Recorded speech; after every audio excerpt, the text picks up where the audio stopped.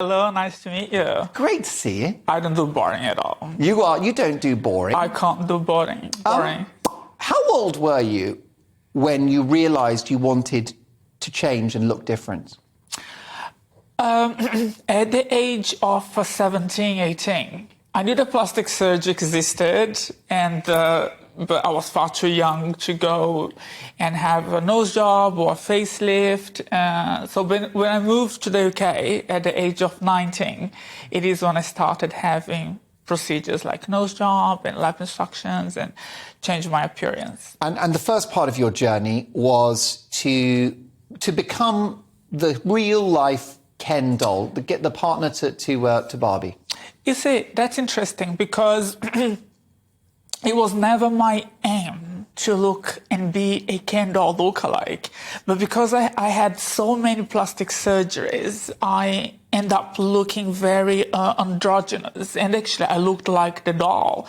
Now, my appearance, the way that I wear those colorful jackets. So then a nickname came. And then that became a job. It became a worldwide sensation, like with more than 600 television shows in 24 countries. I speak 7 languages fluently. So I was pretty much everywhere. I was in Russia, America, Italy, doing all sorts of television shows, and people calling me as the human life Ken doll. But it was never my aim. So that was not the plan. It was never my aim. It was not the plan. But because I had so many surgeries, I end up looking like the doll. Now people call me Barbie doll. Jessica Alves, the Barbie doll. And I'm not having any plastic surgeries or aesthetic procedures to look like Barbie. In fact, I'm too old for that. I'm 39 years old. And I'm not also having surgeries to look younger because plastic surgeries don't make you look younger. No. But yeah, I'm not a doll wannabe. I just want to be happy. Were you comfortable with the Ken doll description at the time? Interesting, no, because I was never comfortable with it. I never liked when I was described as the Ken doll.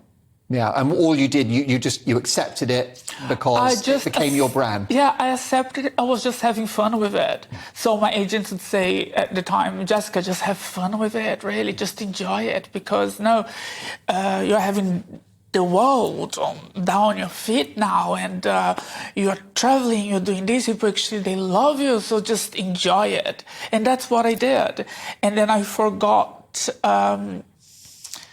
to actually enjoy life and be happy. My personal life was neglected.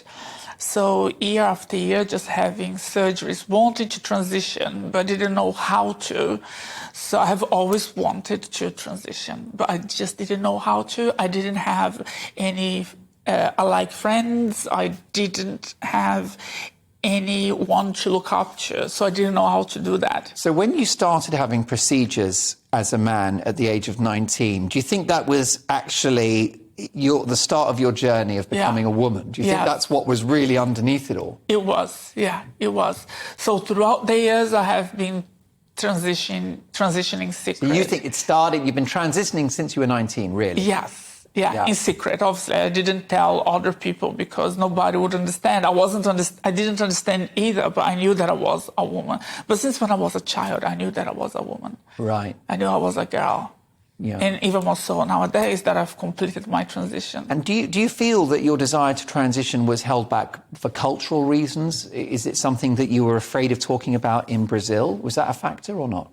No, Brazil is I was born in Brazil, but I've been here in this country for half of my life, really, and I live between London and São Paulo. In fact, I go to São Paulo on Friday, then I come back to London, so I'm always on the airplane. Lovely city.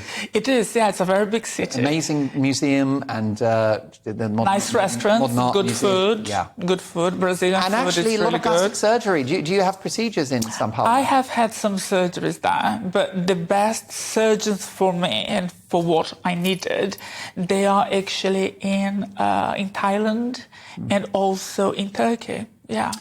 So we know about people that want to transition. It's the hot topic of the day, of course, and it's I guess a source of debate now in the world and in this country. But what you've done is more than transition, isn't it? Because there are men who identify as female. They have some simple procedures, but you've had over 100 procedures. I just did everything that I could possibly do to be a woman. I even managed to change my birth certificate. My birth certificate states as Jessica Alves, born as a female. And in all my documents, in all my passports, so my British passport, Brazilian passport, all documents, I am as Jessica Alves, female. So there's no trace of anything leading back to what I was or my past. I don't like to see images of the former self, my former self. I don't like to see videos of what I used to look like before. In a way, I'm a very blessed person because now I lived a great life and I'm living a better life.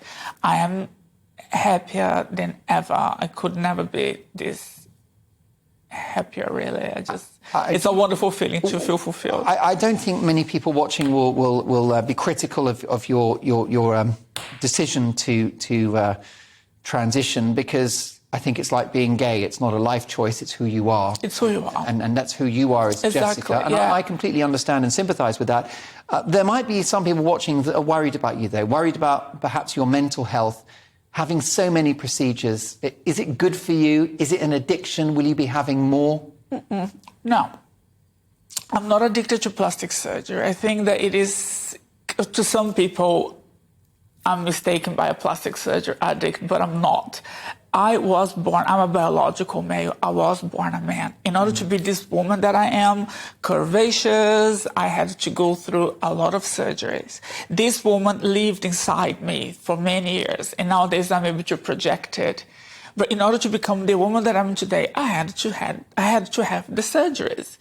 So there wasn't choice for that. And you don't think you've overdone it with the surgeries? I don't think so. No, because it was all about the journey to becoming a woman. It was all about the journey of becoming a woman. And I'm 100% woman now in everything. And I am tired of having surgeries, of course. I don't enjoy going through surgeries and having surgeries. It's not fun. It's not beautiful.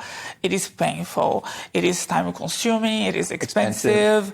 I just want to have one more nose job, and that's it. Is that it? One more nose job. And that's it. But I'm also giving a break. I'm enjoying the summer at the moment and looking for a relationship. Eventually, I want to get married, have kids, and just live a beautiful life. Yeah, well, look, I wish you well in that. And it's been such a privilege to have you on the show. I'm a libertarian, and I think that people can just live their lives as they so wish. And you've definitely taken your own path.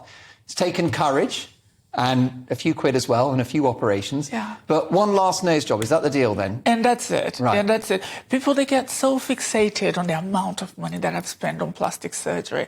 I see that as an investment, a personal investment to be happy in my life. And we live in a civilized, free country, and we have choices. And we do what we do to make us happy. One question though. Yeah. Are you bonkers?